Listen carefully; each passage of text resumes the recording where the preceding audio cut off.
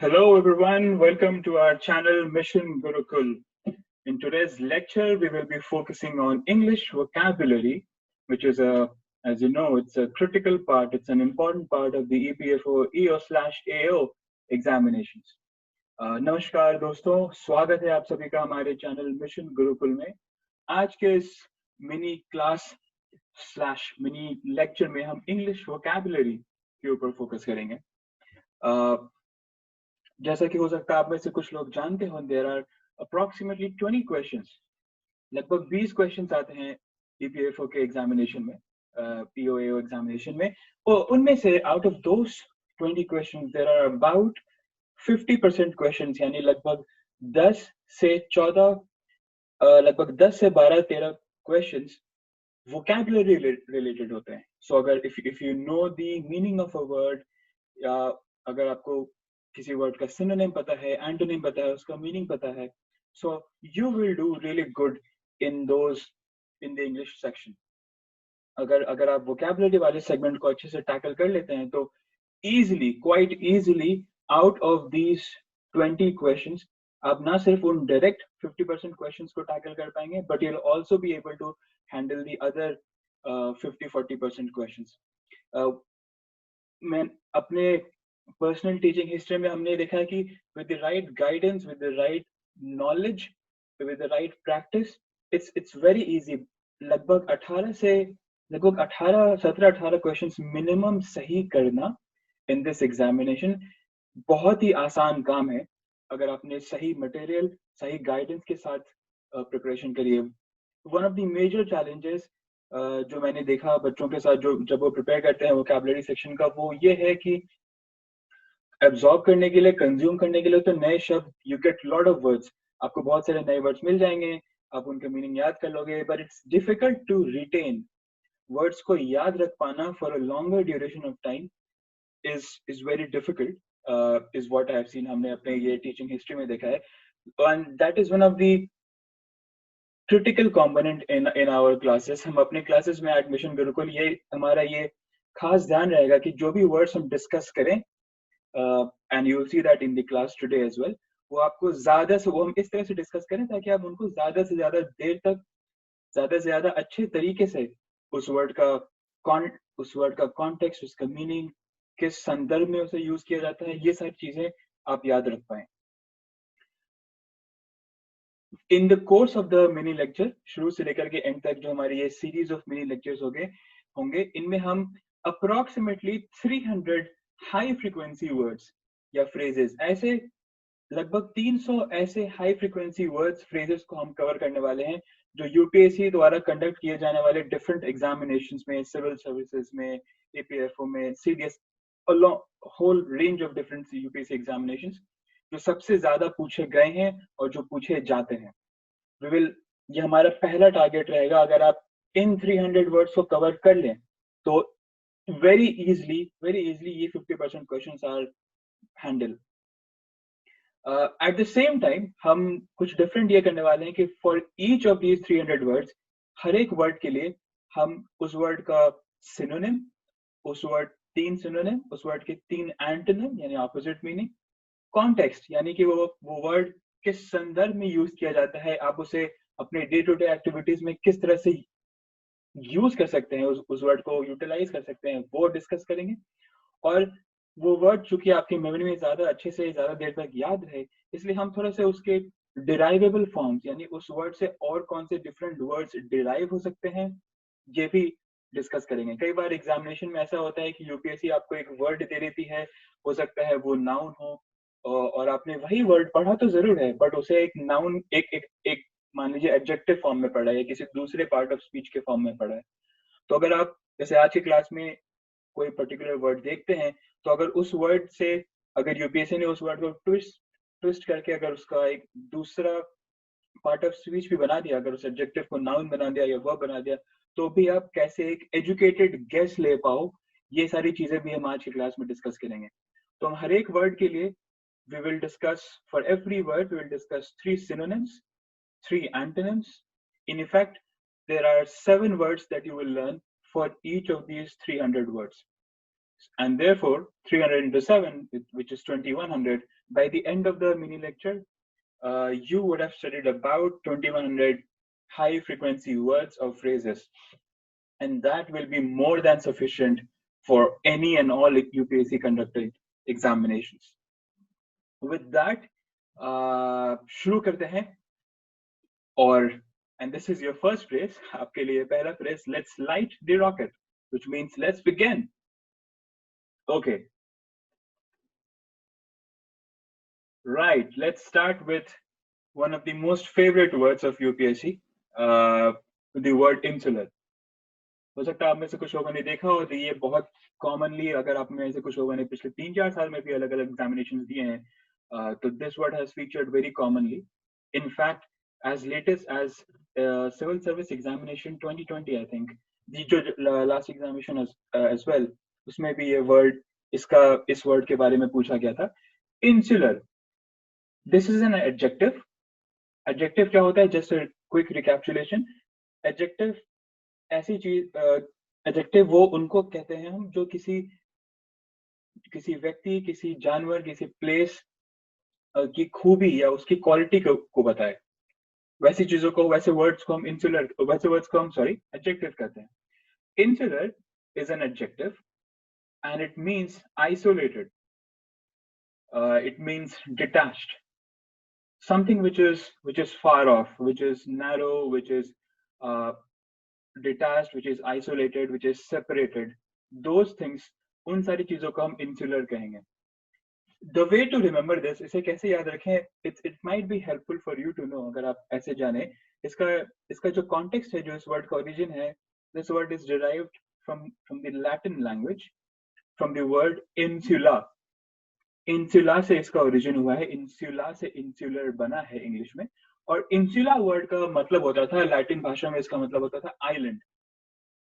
अब चूंकि obviously एक island is a piece of land जो कि isolated होता है, cut off होता है, detached होता है.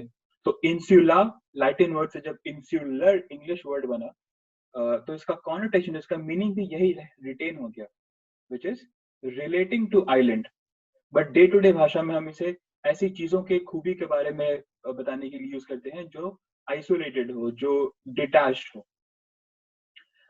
एग्जाम्पल के तौर पे देखें, because of its bullying practices, China often finds itself insular on the global stage. तो अपने bullying practices के कारण चाइना अपने आप को कई बार ग्लोबल स्टेज पे insular पाता है, isolated पाता है. And I think the same can be said for other countries as well, North Korea included.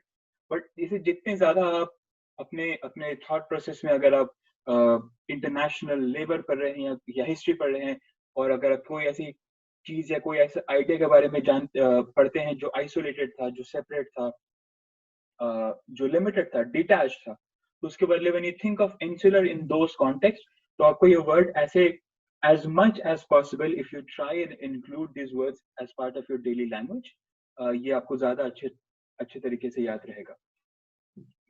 Synonym, so words that mean similar to insular. Another two very commonly asked words in UPSC examinations, parochial और circumscribed. इन दोनों का भी मतलब insular ही होता है. Circumscribed, अगर आपको एक mental imagination के तौर पे याद करना हो, तो कई बार हम circumference पढ़ते हैं सर्कल का in maths, for those of us जिनका मैथ बैकग्राउंड है. और अगर आप एक सर्कल का सर्कमफ्रेंस बनाते हैं, तो आप उस सर्कल के अंदर वाली चीजों को कंटेन कर देते हैं, रिस्ट्रिक्ट कर देते हैं, लिमिट कर देते हैं, आइसोलेट कर देते हैं. तो उस तरह से आप याद रख सकते हैं कि insular means circumscribed, isolated, private or similar meanings. Antonym, the opposite meaning of insular, would be something which is broad-minded, right? Something which is not isolated is something which is public.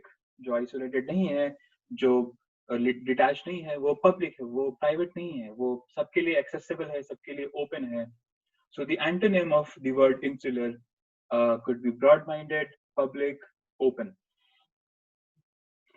This is the first word. So when you remember this word, just don't remember insular. Also remember कि ये इसका connotation कैसा है. Island मतलब detached, limited, circle से circumference, circumference से circumscribe, पेरोक्यूल एक बहुत कॉमन वर्ड है, बहुत कॉमनली आस्क्ड वर्ड है। एंटोनिम, आप अगर आपका मीनिंग क्लियर है तो आप एंटोनिम को भी कई बार इसका एंटोनिम बहुत सिंपली वर्डेड फॉर्म में पूछे जाते हैं। Right, with that, let's move to the next word. Disdain. Disdain is also an adjective. तो ये किसी चीज की खूबी के बारे में बताएगा, और इसका मतलब ये है lack of respect accompanied by feeling of intense dislike. अगर आप इंटरनेशनल न्यूज फॉलो कर रहे होंगे तो feeling the the feeling that Donald Trump has towards China is that of disdain, right? Lack of respect, intense dislike, ये मतलब होता है disdain का। इसके origin old, ये काफी the origin of this word is from an old French language, जहाँ पे एक ancient word होता था French भाषा में diner, which means to treat as worthy, मतलब किसी चीज को इज्जत देना, किसी चीज को वर्दी की तरह से ट्रीट करना, उसका मतलब था डाइनर। उस ओल्ड फ्रेंच वर्ड को उसका ऑपोजिट करके डिसडेन बनाया गया था, which means to not respect someone, to contempt someone. For example, again, the opposition expressed its disdain with the government by launching a protest against them.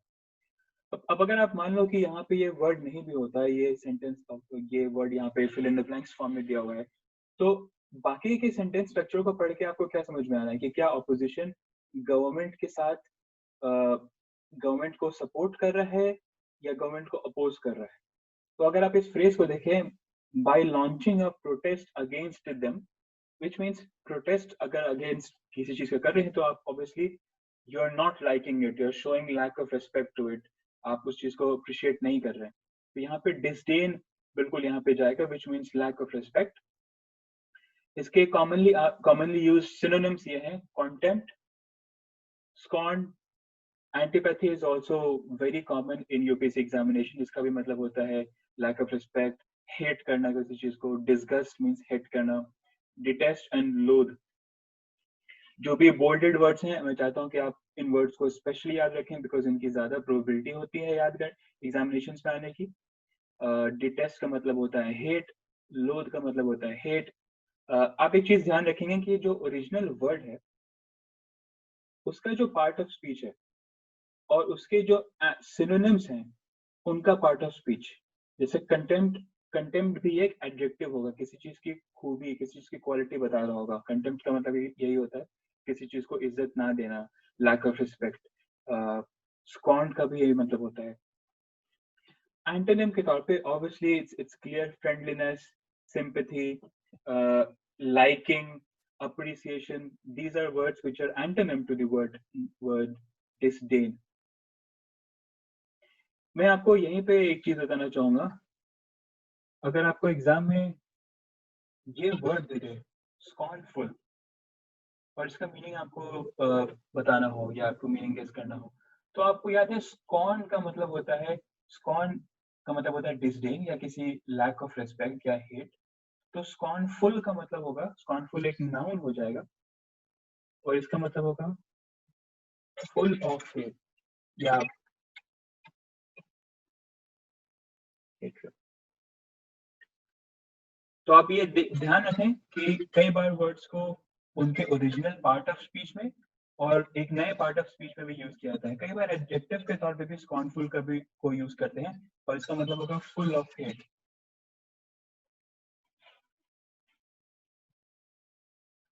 तो ये जब भी आप ऐसे वर्ड्स को ध्यान पढ़े, उनको उनका उनका सिमिलर साउंडिंग सिमिलर वर्ड्स भी जब आप एग्जाम में देखें तो आप ये इमेजिन करें कि इसका जो ओरिजिनल वर्ड था उसका क्या मतलब था, क्या इंटरप्रिटेशन था, तो आप इसको ज्यादा अच्छे तरीके से अटेम्प्ट कर पाएंगे एग्जाम में। Let's move to the next word, contagious. Contagious बहुत ही रेलेवेंट वर्ड है अनफॉर्चुनेटली।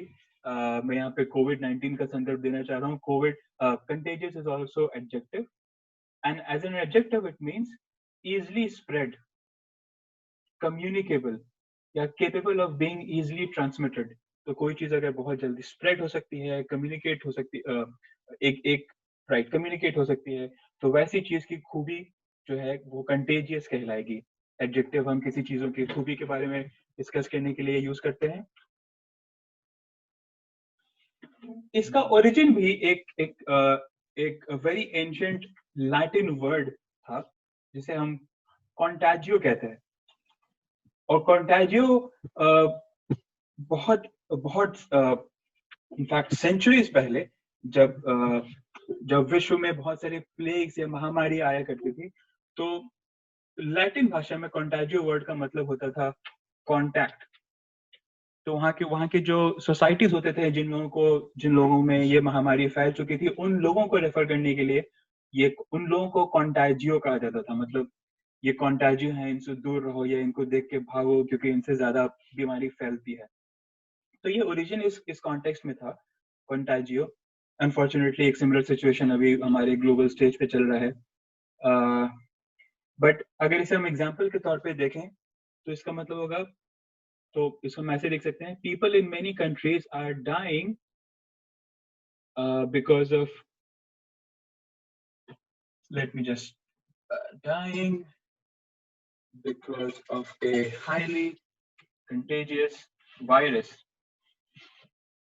बहुत सारे लोग बहुत सारी कंट्रीज में इसके they are losing their life because of this highly communicable, highly transmissible virus। Similarly उसका हो जाएगा infectious, spreading, transmissible और contractable।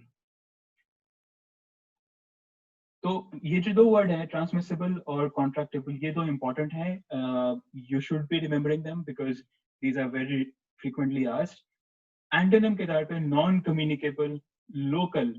हाउ, आप सोचोगे लोकल कैसे ऑपोजिट हो गया कंटेजियस का? तो कंटेजियस मतलब होता है जो इजिली बाउंड्रीज को स्प्रेड कर सके, जो एक ज्योग्राफी से दूसरे ज्योग्राफी जा सके, जो ग्लोबल हो या एटलीस्ट मोर देन लोकल हो, एक लार्ज स्केल पे हो। और अगर छोटे स्केल पे है, अगर ऑपोजिट है कंटेजियस का, तो उसे हम लोकल यूज करेंगे। तो कई बार एग्जामिनेशन में ये थोड़ा सा ट्वीक करके भी पूछ सकते हैं कि the antonym of contagious would be something which is large, which is spreading, which is wide. Its antonym would be local, which is small, which is contained, right? और मैं एक चीज और आपको बता दूं, कंटेजियस का हमेशा नेगेटिव कॉनोटेशन या नेगेटिव इंटरप्रिटेशन नहीं हो सकता है। नीड नॉट बी, हमेशा जरूरी नहीं है कि इसका एक नेगेटिव मीनिंग ही हो। For example, if you like, I don't know, if you have a girlfriend, if you like her smile and uski smile, she has a wide smile and people like her smile, then you can say that your smile is contagious because it spreads. People laugh, people smile when they see you smile. So जितने ज्यादा आप इन words को अपने everyday normal, जितने ज्यादा इनको आप normalise करोगे, उतना ज्यादा आपके लिए आसान रहेगा इनको याद रख पाना और इनको यूज कर पाना। Let's move to the next word. Right, this is didactic. ये वर्ड जो है बहुत रेलेवेंट है हमारे इस लेक्चर के लिए। क्यों? क्योंकि इसका मतलब होता है ऐसी चीज जो इंस्ट्रक्टिव नेचर की हो। इंस्ट्रक्शंस होते हैं जो आपको दिए जाते, जो आपको रिकमेंडेशन शुरू में बताए जाते हैं कि आपको ये चीज फॉलो करनी है, ये चीज फॉलो नहीं करना है। ये जो हमारा the nature of this course, me interacting with you, is a didactic form of study, is an instructive form of study intended to teach, educational form of study। इसका एग्जाम्पल के तौर पे अगर हम देखें तो ये हो सकता है, students really appreciate the easy to understand and didactic nature of classes। Of course, it can have multiple pronunciations. Some people call it didactic, some people call it didactic, doesn't matter। कई बार examination में ये एक important strategy है जो मैं आपको चाहता हूँ कि आप ध्यान रखें। कई बार एग्जामिनेशन में यहाँ पे ये वर्ड नहीं दिया रहेगा, यहाँ पे ब्लैंक होगा। कई बार एग्जामिनेशन में क्या होता है कि जहां जहां पे ब्लैंक होता है उसके या तो पहले या उसके बाद there is a word called and. अगर आप एंड देख रहे हैं ब्लैंक के पहले या ब्लैंक के बाद, और एंड के साथ जो दूसरा वर्ड एसोसिएटेड है, तो ये जो ब्लैंक में जो ये वर्ड आएगा, that will have a similar meaning with this word जो एंड के पहले है। जैसे यहाँ पे इजी टू अंडरस्टैंड है, इजी टू अंडरस्टैंड का एक कॉनोटेशन, एक मतलब ये हो सकता है कि इंस्ट्रक्शन, एजुकेशन या चीज जो समझाई जा रही हो, जो आसान से समझने वाली हो। तो डिडैक्टिक का आप यहाँ से गेस कर सकते हो कि didactic would mean easy to understand. तो बिल्कुल यहाँ पे didactic is the right fit. इसके सिनोनिम्स एकेडमिक, एडवाइजरी, इंस्ट्रक्टिव, आप ध्यान दे रहे ये सारी चीजें टीचिंग के फ्रेमवर्क में यूज की जा रही है। Informative, educational. इसके एंटोनिम हो जाएंगे अनइंस्ट्रक्टिव। इसका यूजुअली एंटोनिम के फॉर्म में नहीं आता है, but you should remember it because आपको ज्यादा अच्छे से याद रहेगा। अनइंस्ट्रक्टिव, लैकिंग इंफॉर्मेशन। अगर आपको बिना कुछ भी इंफॉर्मेशन दे के एक पजल सॉल्व करने के लिए छोड़ दिया जाए, तो वैसे इन्वायरमेंट को आप डिडैक्टिक नहीं बोलोगे, बिकॉज वो इंस्ट्रक्टिव नहीं है, बिकॉज आपके पास कोई इंस्ट्रक्शन, कुछ हेल्प नहीं है, कोई एजुकेशन, कुछ एडवाइजरी नहीं दी गई है आपको बस छोड़ दिया गया। So that would be called didactic. Right. I hope you are not finding this interaction didactic, because we are trying to keep it as interactive. Yes, please feel free to comment in the comment box, and as informative as possible. With that, let's move to the last word. I wanted to end this session on a happy note, इसलिए मैंने एक joyful word choose किया, exuberant. जब I have prepared for a lot of different examinations. I have taught students for a lot of different examinations. मेरे को ये, when I look at the word exuberant, when you just say the word exuberant, it gives you a positive feel. सुनने में कितना positive feel, life for example लगता है exuberant. इसका मतलब है वही, extremely happy, excited, full of joy, cheerful.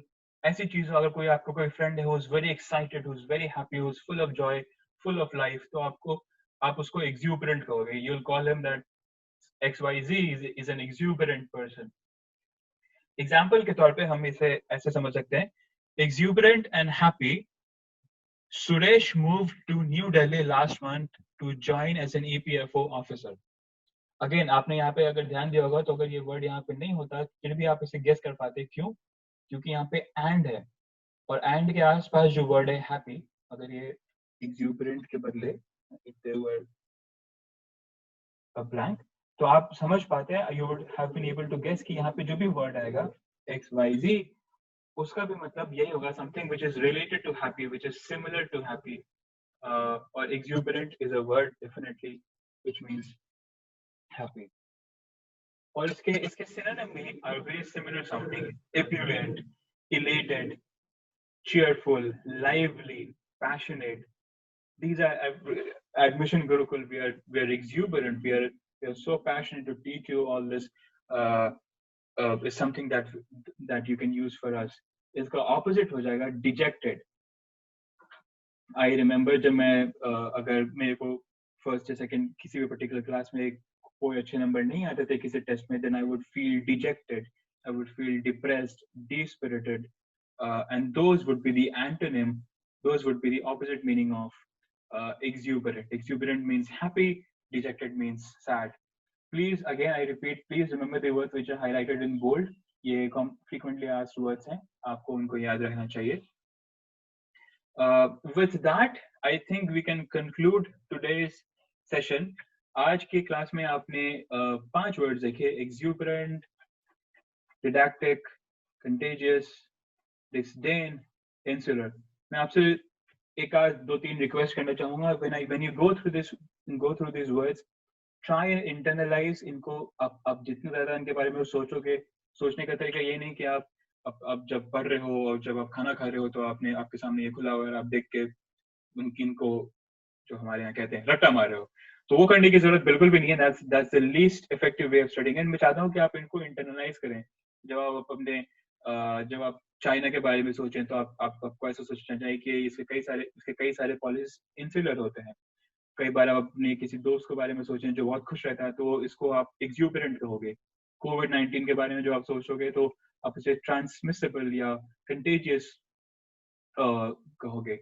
The nature of this interaction, जैसा स्कूल में हमारे आज तक रहा है, वो एजुकेशनल, वो इंस्ट्रक्टिव एक्सपीरियंस, वो डिडैक्टिक कहलाएगा. तो ऐसे जैसे एवरीडे लाइफ वाली चीजों के बारे में आप इनको यूज करोगे तो उतना आसान रहेगा आपको इनको याद करने के लिए। हमने आज इस लेक्चर में सिर्फ 5 वर्ड्स तो इनफैक्ट यूज किए, but we have also used their antonym and their synonyms. Please go through the antonym and synonym. Please remember them. In the next lecture we will pick up from this. हम in 5 words और इनके synonym को pick करते हुए, इनको revise करते हुए नए set of words के ऊपर जाएंगे. If you have any query, if you have any doubt, any feedback, please feel free to put that in the chat box, in the comment box. अगर आपको ये क्लास, ये इसके कंटेंट अच्छे लगे हो तो I would request you to consider liking or subscribing to our channel. I think before up until the APF examination, definitely हम, जैसे कि हमने बताया, हम high frequency words जो यूपीएससी में सबसे ज्यादा नंबर ऑफ टाइम्स पूछे गए हैं, जिनके रिपीट होने की प्रोबेबिलिटी ज्यादा है, उनको तो हम definitely as a priority 1 cover करने वाले हैं. बट उनके अलावा उनके कुछ less frequently word asked words, synonyms, antonyms और उनका एवरीडे कॉन्टेक्स्ट भी हम डिस्कस करेंगे. With that I will wrap up. By the way, इस क्लास में आपने एक फ्रेज शुरू में सुना था, let's light the rocket, which means let's begin. Because अब हम चूंकि ये क्लास एंड कर रहे हैं, let's call it a day. In fact, let me just write it. Let's call it a day. इसका मतलब होता है let's close this session. Right, so let's call it a day. Let's close this session. Thank you so much for attending. If you have any doubt, any questions, please let us know. Thank you. Stay safe and take care. Bye bye.